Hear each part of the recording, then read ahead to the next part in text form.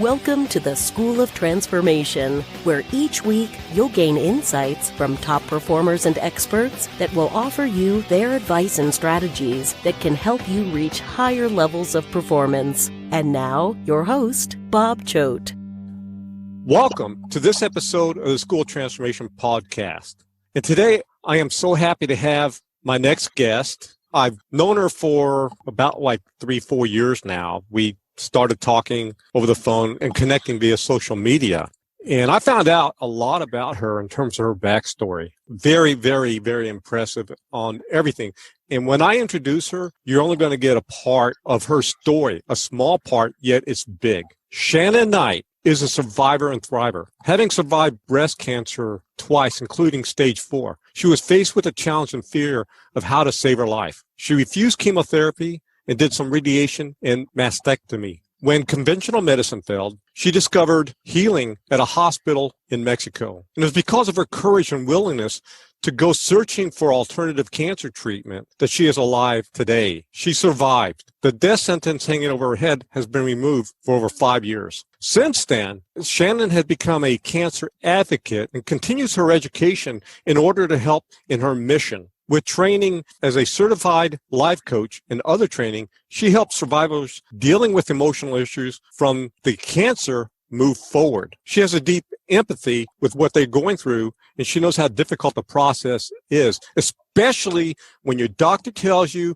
you only have a short time to live. Shannon has been a guest on radio shows, podcasts, and documentaries. She is an author and writer who continue to champion her mission throughout her writing. Shannon, thank you. Thank you so much for being a guest. I've been wanting you on my show since the very beginning. I thought about you when I created this show. Again, thank you. Bob, first of all, I just want to say thank you for having this School of Transformation. This is going to be so beneficial to so many people, having a larger platform like this. You've helped me in so many ways over the years. Thank you so much. It's an honor and a pleasure. Well, it's an honor as well. It's very rare that I get to meet an interview, yes, on this, but yet meet and have as a friend somebody who's been through the challenges you've been through and yet coming out better and more powerful than one can imagine. During our pre-interview, I talked about post-traumatic stress disorder because you have gone through a lot of that. Yet, more important, as who you are now, you have post-traumatic growth. You were able to grow through every single challenge that you've gone through. And before I get started on talking about your transformations, your greatest transformation, I want to ask you, what's your favorite quote and why? Okay, it's a very simple quote, and I love this question. It is on my wall in my living room, so I can see it every day. It is, she designed a life she loved. It's pretty self-explanatory because it shows the empowerment that we have to actually design it, and create it. I have another sign next to it that says, do what makes you oh so happy. And it gives me permission to be happy. I don't know who authored those. I just found those signs, and they are quotes, Bob. They are my favorite. Simple and straightforward. Good.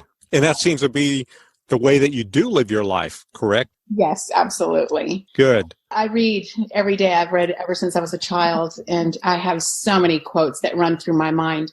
But for me to put those on my wall, that's pretty significant. That is. A lot of people really don't do that, and yet you've done it. You've put it up on your wall. You live by those words. You don't just have those quotes just to have a quote. You live by those words. And that's powerful. That's the testament of those quotes. That's also the testament of you. Yeah, that's pretty cool. Yes. And I say it to other people. I mention it in many conversations when I'm working with women. Just be happy. Give yourself permission to be happy. It's okay. It's okay if nobody wants what you want. Oh, that is so cool. Well said. Okay, Shannon, after talking to you and finding out about your history and everything, you've gone through so many challenges and transformations. What would you say, and I know this is hard, what would you say that your greatest transformation is? Well, I can significantly see it, just like when my father used to read me fairy tales, my brothers and sisters, you kind of knew when the turning point was in the story. So I would have to definitely say that the transformation in my life was fully recovering from stage 4 breast cancer, not just physically, but emotionally. That's when the biggest transformation started to kick in my life. As you went through that transformation, what were some of the things that you were able to learn from it? What did you feel and so forth? One of the most significant things I learned was when you're diagnosed with a recurrence of stage 4 breast cancer, and you can't breathe, it's in your lungs, it's in your bones, you're forced to be stronger than you ever have been. I knew at that time in my life that my life was, the days were numbered. I was told you only have 3 months to a year to live. All my loved ones around me, I saw them as people that would go on. They were grieving. They had their own kind of grief of me dying. Mm-hmm. But my grief was, I went through a transformation that went back and forth between being a Christian and okay with going to heaven to, this is the last Christmas I'm going to spend with my family. This is the last birthday of my son or my daughter. I began to take life very seriously in many different facets, the emotional, the physical, being completely aware of my surroundings and taking in each day, breathing it in fully and appreciating it. So my happiness meant so much to me, and my decision making was so important. I literally tried to please people in the beginning with stage 3, people pleaser. Mm-hmm. Stage 4, I trusted myself. I knew that whatever decision I made on my cancer treatment, that I was going to be putting my arm out for chemotherapy, or I was going to be putting my arm out for healing therapies. And when I grew up, I was surrounded by cancer. I lost loved ones. If they were diagnosed with stage 4 cancer, it meant chemotherapy. No one had ever done alternative cancer treatment, and it meant a funeral later on. I was terrified, and that fear can be a motivator.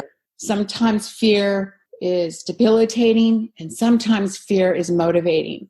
And that's what it was for me, to say to even my son and my daughter, look, whatever it is I decide to do, I'm the one making the decision. So whether I live or die, it's up to me, and I'm taking full responsibility here. So I decided I didn't want chemotherapy. I wanted to find a healthier way. That's what got me to make that decision to raise money in fundraising, Angels for Shannon, Mm-hmm.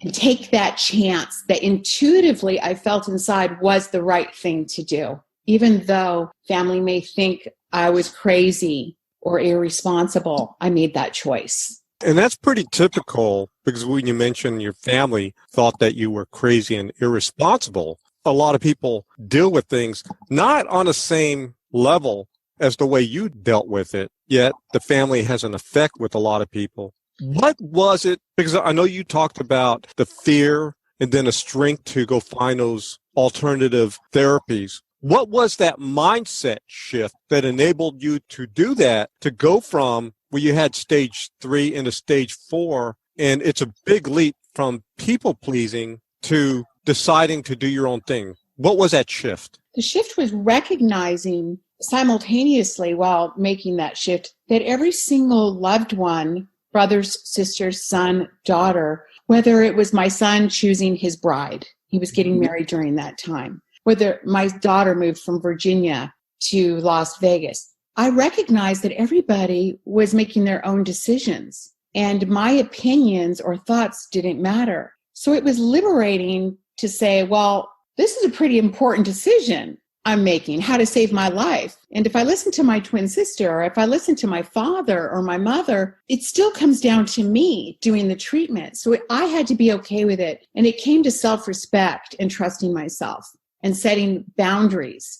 I admit that setting those boundaries at first was kind of awkward and maybe even a little harsh or reckless, because I didn't know how to gently say, leave me alone, I know what I'm doing. I kind of pushed people away a little bit when they got a little bit too forceful with their opinion. But I still think this is healthy and part of that liberating, part of that journey. It was important that I at least, even though it was awkward, started setting the boundaries and showing that I respected myself and trusted myself and was going to walk my own path, just like they were in their lives. Whether it's living or dying, you're still going to walk your own path, and you need to respect others on their path and be respected for your choices. And it's interesting how you were able to gain the strength. As you've told me before regarding your twin sister, you were considered the weaker one. Isn't that right? Yes. The words that I remember relating to growing up were passive, tolerant, easygoing, down to earth, and a couple people saying I was spineless because I didn't stand up for myself.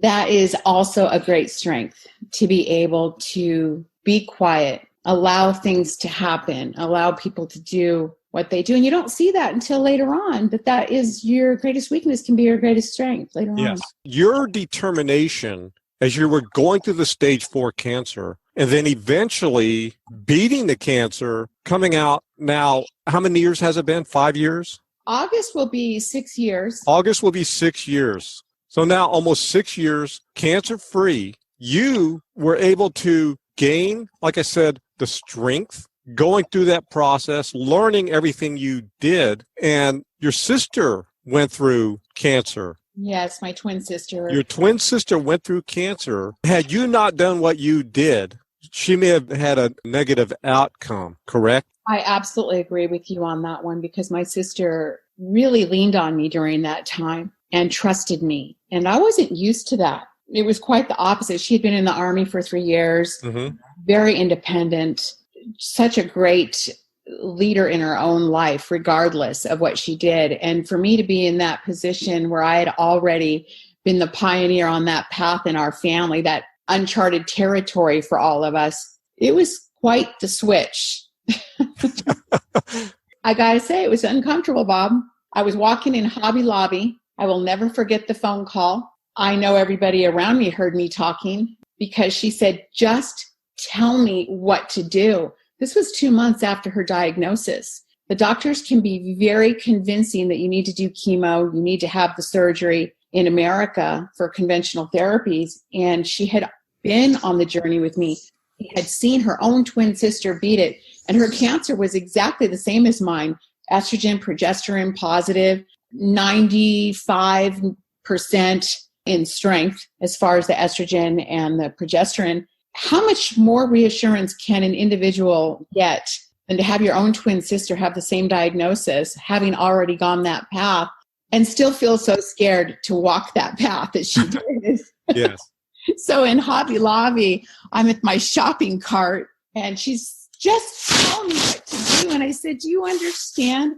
I've had women ask me the same question. They want me to make the decision for them. We're not clones. I said, sweetie, you're my twin sister. If I tell you to do what I did and do alternative cancer treatment and skip what the VA hospital is recommending, and it doesn't work, can you imagine the fallout from that with our family? What's going to happen to me? I said, I'm terrified. And she got forceful in the conversation. Tell me. And used some colorful language. Just tell me. And I finally said, all right, get your butt on that plane and go to CMN Hospital now. Don't wait. She went for it. She did the treatments and she beat it. Yes. Say about that. You set the path. You went through the journey. Because of that, you saved your sister's life. Yes. And how I wish I could do that for everybody else, Bob. Many people want me to tell them that if they go the way I went, it'll work for them too. But we're all different, and we all go at our own time. Many women wait. Yes. They wait before they ever contact me. It'll be the 11th hour. There's a lot of pressure there dealing with those questions, and I want to help. Believe me, I do. But still, I try to show each woman that she has hope. She has a path of her own, and it may be going to the same hospital I went to, but it may be going to one that she feels intuitively is the one for her. And we still need to be very aware of our intuition and what's guiding us. You mentioned Angels for Shannon. What's the website address? It's angelsforshannon.com, just like it sounds. And people can actually go there, especially women, if they want to find out more about the whole process. where they can be helped as well, correct? Yes. What that site is for, it's a phenomenal website. I put a lot of time into that, and I continue to do that. That website teaches people to do what we did to raise money. It's creative. It teaches people how to embrace their community as a community that wants to be a hero, and how to be able to approach small businesses and ask them to donate dinner for two for your fundraiser. And people want to be heroes. There's a delivery, there's a way to talk to people. So I include all of that in the website. It's a wonderful website. Good. I think this created a sense of purpose for you beyond the cancer that you had.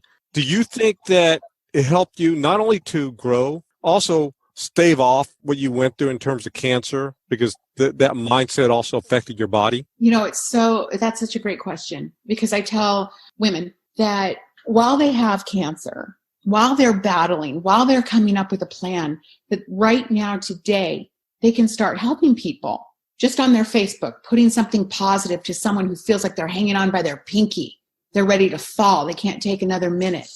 And when we give during our time of strife, we're actually helping ourselves. Starting Angels for Shannon for myself included a promise that when and if I got through this battle, that I wanted Angels for Shannon to go on and help others. And I think our value, while we are sick, we have this misconception that we're not valuable, that we can't do anything significant. And on the contrary, people are paying very close attention to us when we're on.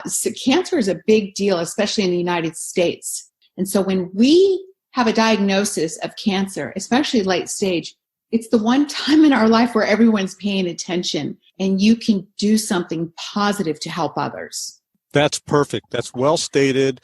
That will give them that sense of purpose, a mission, like you've been on this mission. A lot of great stuff, and we'll talk about it at the end on the new things that are happening with you. You went through this transformation, and it's been such a huge transformation. And a lot of people will look at what you went through and say, yeah, I can do it. I don't have the same kind of end of life kind of diagnosis that Shannon had, yet they can learn. They can learn, because I think what you learn is to get out of what you had in the past and then learn to live in a moment. Do the stuff now. Do the stuff, because you never know when your life is going to end. None of us do. You had the opportunity, and I don't know if you look at this opportunity the way I see it. You had an opportunity to evaluate your life, given that you were given 3 months to a year to live, to take immediate action, to develop that sense of purpose, to live in a moment. Would you tell other people to do the same, whether or not they have a diagnosis like you had, to do the same thing in terms of living? Yes, I have written a book that I have contributed to the hospital, CMN, for the emotional healing. And I speak there once a month now on heart healing. One of the first things, that attitude is everything, but that doesn't come so easily. We actually have to, about mountain climbing. You can't do anything in life without learning. Many people don't like to hear about self-help books, but I read many books just to get through post-traumatic stress disorder from, we'll talk about the stalker and what happened there, but I was traumatized throughout my life before I got stage 4 cancer. And the message to myself slowly was, you're worthless. You attract dark things. It was really sad that I actually felt shame and that I deserved it. And shame and guilt was just mounting up, resentment, anger, mounting up. And I really knew that I needed to liberate myself from that. And that is when I started to read and be intentional about changing and transforming. And the simplest little thing, a little picture of myself as a little girl next to a pony, posting that in a frame and looking at her and saying, that 5-year-old little girl is still you. The messages that you give to yourself of shame and guilt, those messages, it's like I'm telling her, you should be ashamed of yourself. You should feel guilty. These are lies. And we're talking to ourselves And then like attracts like, and then we feel that around us from our loved ones. This is the great lie that lives within us. We are not what happens to us. Things happen to us, but they don't transform us. Our attitude about what happened to us is what transforms us. There's this wonderful story, short story of the three bricklayers. I don't know if you've ever heard it. Mm-hmm. Perspective runs both ways and in many different ways. And I love it. It's about these three bricklayers. And when asked what they were doing, their replies were all different from one another. The first man, when asked, what are you doing? He says, I'm laying bricks, real gruffly, you know. The second man, I'm building a wall. And the third man, when asked, he said, I'm building a cathedral. They're all doing the same thing, but their perspective is quite different. These are things that you learn, that you have to have these tools around you. You have to have the positive messages like I do on the wall. I even have happily ever after on the wall. I grew up thinking that I needed a prince to create my happily ever after. I haven't been to Hawaii yet. I haven't been to Italy, but I got a feeling it's going to be a journey I take by myself. I thought it was something I had to put on hold until I found that special person. It's so important, these messages of love. You can tell that little girl in the picture with the pony what you have planned for her, how you're going to get through cancer, how to make her feel safe. We have to connect that way with ourselves intentionally, daily. And we have to put tools around us for this new journey of transformation. So we can read, look at it. We have to do this. Absolutely. I love the whole story and how you put it. And I think a lot of it, you answered some of the why there. Is there anything that you want to add on as to why you think that you went through this process, this transformation? Yes, I'm Christian. I believe that there's this wonderful quote by Ernest Hemingway, A Farewell to Arms. The world breaks everyone. Afterward, many are strong in the broken places. And you told me a great story. Do you remember the story that you told me about the broken pottery in Thugi, turning broken objects into more beautiful pieces through that whole beautiful melted gold in the mending technique? Do you remember that? Yes. Okay. That couldn't be more true. And I took stained glass classes when I was younger. And I remember the more pieces of colorful glass that I put together, the more beautiful the project. We hear this many times with diamonds. The more facets, the more brilliant. It's the journey of breaking and being mended is the beauty. It's until a wound runs its length, we don't see the full beauty of someone else. We see their beauty by hearing the story of the wounding in their life and how they pulled through it. And then our life is valuable because people learn from others who have been wounded. To go the straight and narrow and never get nicked or damaged, it's not a bad life, but it's not truly a life where people are going to learn to see their fullest potential during the hardest time of their life, where they thought life was over, their darkest hour. In my darkest hours, this is when I would turn that corner and I didn't see it coming. It reminds me of working in Seattle, and I'm in traffic on 6th and Pine, headed towards the ferry. It was my first day driving, and I thought, I'm never going to get to that ferry. As soon as I turned the corner, I could see the ferry. The traffic was done. We don't see it around the corner, but we have to have faith that we break, then we heal. We break, then we heal. And then if we have this attitude that I was telling you about earlier, just a simple post on our Facebook. We're talking about the World Wide Web. Everybody's, to be cute, stalking one another.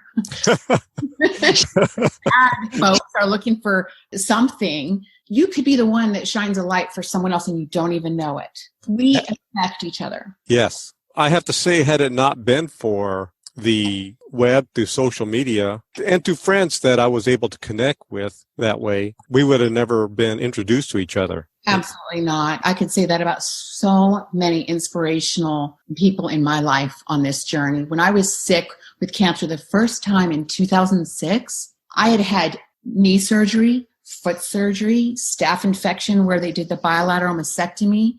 I couldn't even push the wheelchair by myself. I was very dependent on people just to get to the bathroom. Social, back then it was MySpace. Yes, MySpace. That was the window to my whole world, to society. And I think about the impact that I made on people's lives and the impact that other people's stories and lives had on me to keep going one more day. We're all very significant to one another. Absolutely. You show that through the numerous people that you've helped through your journey, through your continuing journey in life in making a difference. I'm going to ask you this last part. I call it the how. And the how is through 3 tips, strategies, or ideas that the listeners can take away that you learn that they can apply into their own life. What would that be? I will give you one of the real effective ones. I talk to many cancer warriors. The common thread with all of them, or most of them, is the feeling of being let down by loved ones, the high expectations.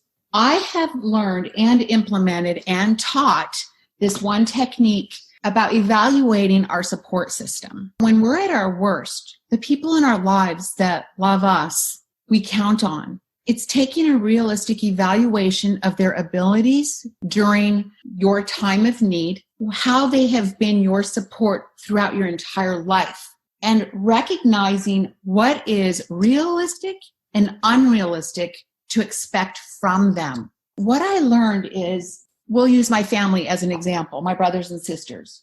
When we look at our family members, what their abilities are emotionally and physically being there for us, just on an everyday relationship, getting sick doesn't transform them into someone that is going to make everything better for us. They're still going to do their best and be the way they've always been with us. In fact, most of the time, the fear of what we're going through freezes them. This is that post-traumatic stress freeze, flight. Fight, freeze. Right. Well, this happens to the family too. Here we are sick and we're thinking, younger brother doesn't care because he stopped calling me. So if anything, there's going to be some more deficiencies in what they were able to do for us because they're scared. They don't know what to do. They know that you've been diagnosed with stage 4 and they've been told that stage 4 is just a matter of time. You've got a death sentence. So the people who love us are not going to miraculously, for the most part, there's always an exception. They're not going to miraculously become someone else who is more supportive. So to make an evaluation, I give this little exercise, get a spiral notebook, just divide the page, name each page after everyone that's in your support group, 2 columns. On one side, unrealistic expectation. On the other side, realistic. Write down everyone's, what their abilities are on the realistic side and what you know about your brother, your sister, that is not something you've ever been able to count on, whether it's a phone call in the middle of the night. Your brother has never been the one to talk to in the middle of the night, so why would you expect it now? To set ourselves up to feel anger and resentment towards our loved ones because they're not doing the things we need them to do, it hurts us because we feel more unloved, and it's just not true. We need to look realistically at the abilities and the talents of our loved ones, and we may have a whole new set of support individuals that come into play here. And it doesn't mean to compare them. It doesn't mean we start being passive aggressive. I can count on this person more than you. It means start allowing other people in to be your support and be forgiving of your family that just is going through a lot of things they don't understand. I think that that is a real significant thing for me that happened in my life. And it also meant I had to do a lot of forgiving because I was pretty angry and resentful when family could not be there for me the way I wanted them to. I had to learn later what was going on. So I'd like to share that in advance because if they've got the knowledge, instead of waiting 4 years like I did, it's a lot easier to handle what's missing and turning to others that may not even be family. It's a new friend that's got cancer and going through the journey just like you. Number one, because I like that, before we get to number 2, I think it offers the person, when they're evaluating their support system, is to also learn to take control for themselves, get that focus, get their mindset in order, start doing the right things. So this is very powerful. Yes, we can steer our own lives. Yes. And if they can't help, we can gently let go. If they don't support, we can say, I still need to do what I need to do, and have that self-respect and draw that line and say, thank you for your input. Because a lot of people don't know what to say. You should be doing chemotherapy. Are you nuts? You could still say, I appreciate your input. Thank you. Making the decision on how to save my life is so important. This is on me. I've got to do what feels right. I can see how this would work, not just one going through illness like what you went through. It could be for the entrepreneur that may not feel they're getting the support from family members on their own journey. It could be for somebody who's having challenges going through graduate school. It could be somebody who's starting a new job. It could be for almost any facet of life. This is perfect. I remember sitting next to this, he must have been 19, 20 years old in college. He was withdrawing from his classes, and his father had plans for him of what he should be doing. And he just said, I want to travel. I'm not ready. I don't want to be in school. I want to take a break. It could be for someone like that, where a young man or woman needs to decide and have the strength to tell their parents, I guess that means you're going to kick me out of the house. I won't get my insurance benefits, but I want to travel the world. Yes. This is their journey. Stated. It's for all ages. Okay, the second one. The second tip would be, oh, this is so important, Bob. And you started out with asking me what my favorite quote was about designing a life that she loves. She designed a life she loved. Do what makes you oh so happy. Don't feel guilty. You can start right now today by saying, does this make me happy? Not doing things out of obligation, not feeling selfish, doing things that make you feel bliss, having it be okay. This is with everything. If you don't like your job, and every day I don't like my job, I've got to make money to pay my rent. Start looking at what makes you happy. And eventually, when you focus on those things, write it on the wall, write it on a piece of paper, put it in your dashboard. What makes you happy? What is your career? Do what makes you happy, even voluntarily, for a couple hours a week. And eventually, you will hit that mark and be doing what you love to do. It can happen. I'm doing what I love to do. Absolutely. I love working with women. I love being a life coach. Everybody's got to do what they love. I get hit up a lot with multi-level marketing, and that's just not for me. It's every day because I'm in the health industry. There's all kinds of different natural products, and everybody thinks that I would just be great for it. You know what, Bob? That's not me. And I always have to politely set that line and say, I'm happy for you and that you love it so much. I love what I'm doing, and say that. Yes, which is very important, because when we do what we're happy doing, when we have that passion, what makes our heart move, and I tell people the same thing, to do what makes your heart sing. When you do what makes your heart sing, you're going to end up doing more of it. You're going to give more effort into it, your best self, like what you've been doing, Shannon, in terms of giving your complete heart into your work. And it's not like the same old typical job for you. It's your life's passion, your life's work, and being able to make a difference in other people's lives the way you do it. Other things that you've done, even though there may be millions and millions of dollars or all this other kind of stuff, that would not make your heart sing. Everything will come to you because of what you're doing, that projection from your heart. That's very powerful, and I love that. Absolutely right, 100%. People ask me, what do you do for work? When I hear that now, I used to wait for that question. I work for Victoria's Secret.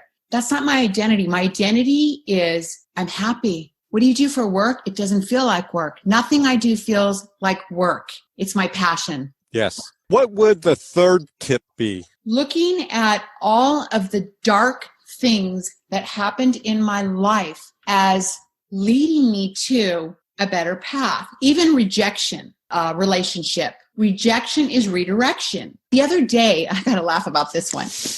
I have this wonderful opportunity, this great new venture that I'm on, a branch on my tree, my beautiful tree. It just hit me. I said it out loud. I was walking to the kitchen. I said, you know what? Thank you for every single one of you that hurt me. And it wasn't sarcastic. I was like elated. Thank you, because it led me to where I am right now. And I finally got it. It wasn't something I could go to school for. I couldn't take a class on it. It was something I had to go through and get broken and healed and broken and mended and broken and broken and broken. And finally, broken hearts, broken everything, every part of my body, scars, to finally get to a point where I could just say, it's not that I'm unbreakable. Break me and watch me transform it.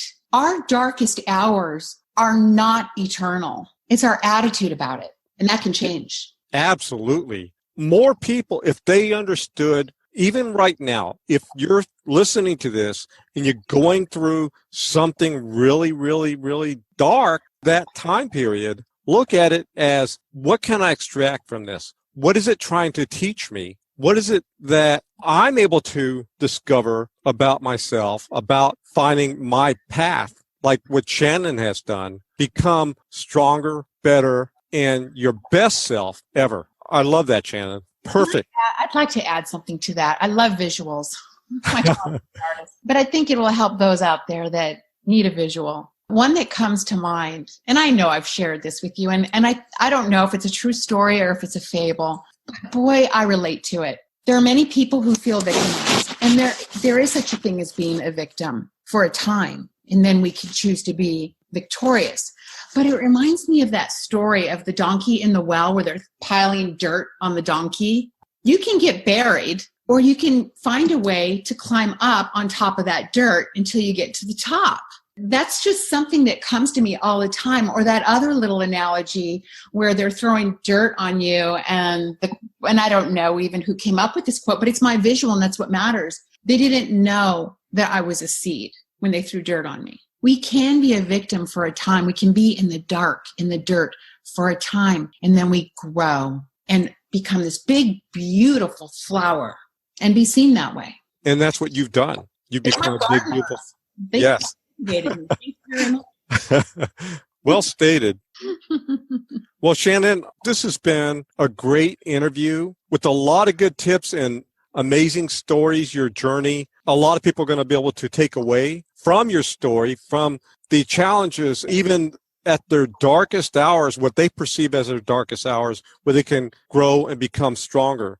And the 3 tips, looking at our own support system and evaluate them for the realistic and unrealistic from what you can expect from them. And again, using a notebook for each person with their own page based on a realistic and unrealistic. And then ask yourself, number 2, does this make me happy? Is it following my passion, my dream, what makes my heart sing? Finally, looking at the dark stuff that you're going through and helping to learn from that, to find that path, that strength and everything that was made for you, and becoming much better for it. And I like that quote of yours, rejection is redirection. That's perfect. Love that. I read it somewhere. I wish I could give the credit to the person that wrote it, but it's so true. And it may say unknown, but it's so true, Bob. And I could go on and on with little tips, and it'll be in my book. And it is at the hospital that I went to, and it's very valuable. We can find a lot of tools out there. There are a lot of great self-help books, and post-traumatic stress is not my identity. I went through a time of brokenness, but it's not who I am. Yeah, post-traumatic growth. That's right. Yes, absolutely. So Shannon, you mentioned angelsforshannon.com. How else can people get a hold of you? The best way to find me is shannonknight.com. It'll have everything that's connected in my life on that website. Okay. If people wanted to be able to get a copy of that book, will they be able to do it, or is that just for the hospital? I will be publishing it, and I will be starting a course called Women at the Crossroad, and that is in the works. I'm super excited about it. Can't wait to launch it. Many of the exercises that I do in my workshop are on shannonnknight.com. Yes. Recently, you've been featured in a movie that's going to be coming out soon. Against All Odds. I'm sorry. Secrets of the Keys. Secrets of the Keys. Yes. I've got a new one coming up, but then there's Secrets of the Keys. Against All Odds is coming out, and Secrets of the Keys will be launched soon with Robin J. That was a very inspirational and enlightening experience for me. I was around some really great people for that. Yes, it's good lineup. a good lineup, and Shannon is a big part of that lineup. Look for both those films. Look for her book that she's going to have released and her training, her course, anything else. Those businesses, companies, organizations, events, if you're looking for a dynamic speaker, presenter that can help you inspire your audiences, give Shannon a ring, send her an email. You can find her information, again, on shannonknight.com. Again, Shannon, thank you for this wonderful interview. I expect down the line I'll have you back with new things that you're doing, and I'm sure our audience is going to want to know everything else that you're doing as well. Again, thank you. Thank you so much, Bob. It was a pleasure. Thank you for tuning in to episode 12 of the School of Transformation podcast with my special guest, Shannon Knight. And don't forget to go to shannonknight.com and to check out what she's up to on a regular basis, find out when her book is coming out and anything else. Also, don't forget to go to the schooloftransformation.com website to grab my special gift, the Ultimate 10-Step Self-Confidence Cheat Sheet, and to listen to past episodes. Thank you. Thanks for listening to the School of Transformation podcast. You can find us at bobchoat.com and make sure to grab the Ultimate 10-Step Self-Confidence Cheat Sheet.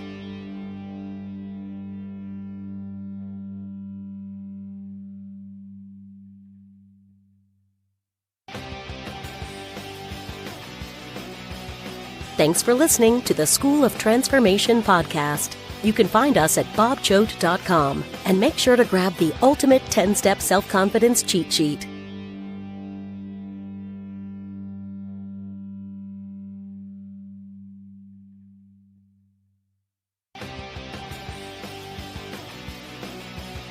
Thanks for listening to the School of Transformation podcast. You can find us at bobchoat.com and make sure to grab the Ultimate 10-Step Self-Confidence Cheat Sheet.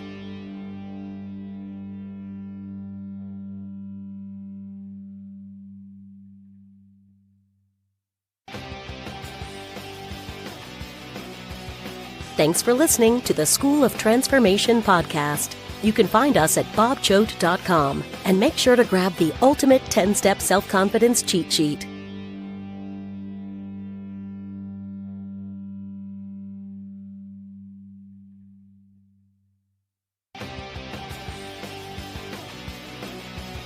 Thanks for listening to the School of Transformation podcast. You can find us at bobchoat.com and make sure to grab the Ultimate 10-Step Self-Confidence Cheat Sheet.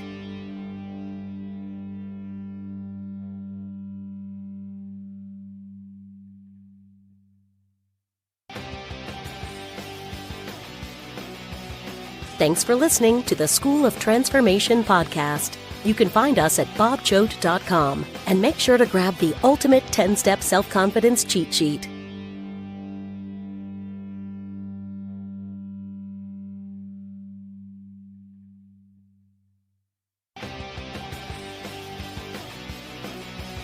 Thanks for listening to the School of Transformation podcast. You can find us at bobchoat.com and make sure to grab the Ultimate 10-Step Self-Confidence Cheat Sheet.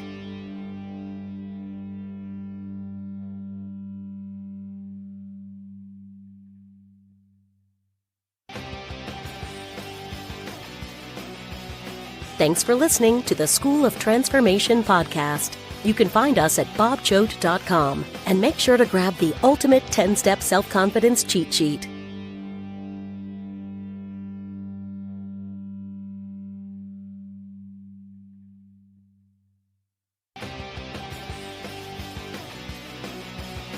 Thanks for listening to the School of Transformation podcast. You can find us at bobchoat.com and make sure to grab the Ultimate 10-Step Self-Confidence Cheat Sheet.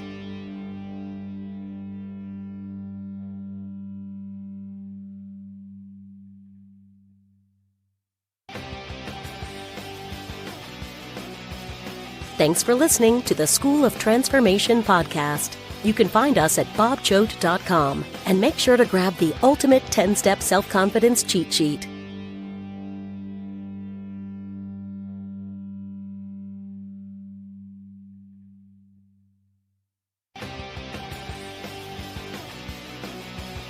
Thanks for listening to the School of Transformation podcast. You can find us at bobchoat.com and make sure to grab the ultimate 10-step self-confidence cheat sheet.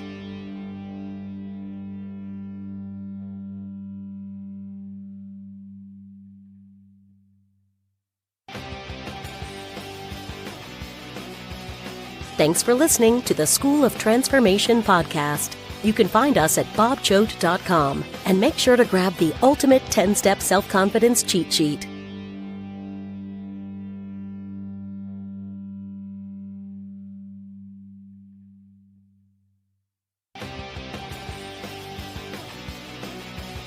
Thanks for listening to the School of Transformation podcast. You can find us at bobchoat.com and make sure to grab the ultimate 10-step self-confidence cheat sheet.